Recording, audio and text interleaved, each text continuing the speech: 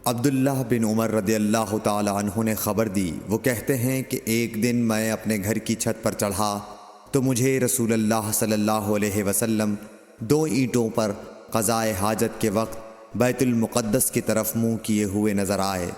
صحیح بخاری حدیث نمبر 149۔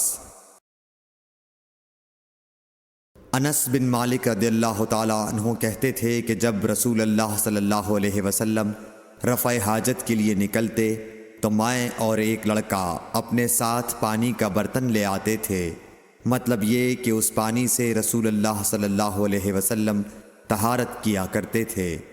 صحیح بخاری حدیث نمبر 150۔ انس رضی اللہ تعالی عنہ کہتے ہیں کہ جب نبی کریم صلی اللہ علیہ وسلم قضائے حاجت کے لیے نکلتے، میں اور ایک لڑکا دونوں آپ صلی اللہ علیہ وسلم کے پیچھے جاتے تھے اور ہمارے ساتھ پانی کا ایک برتن ہوتا تھا۔ حدیث نمبر 151۔ انس بن مالک کہتے تھے کہ رسول اللہ صلی اللہ علیہ وسلم پخانے میں جاتے تو میں اور ایک لڑکا پانی کا برتن اور نیزہ لے کر چلتے تھے، پانی سے آپ طہارت کرتے تھے۔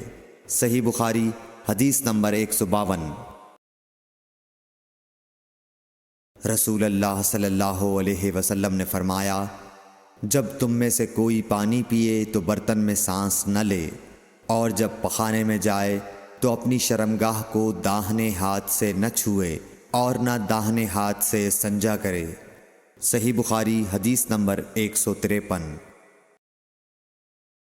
نبی کریم صلی اللہ علیہ وسلم نے فرمایا، جب تم میں سے کوئی پیشاب کرے تو اپنا وضو اپنے داہنے ہاتھ سے نہ پکڑے، نہ داہنے سے طہارت کرے، نہ پانی پیتے وقت برتن میں سانس لے۔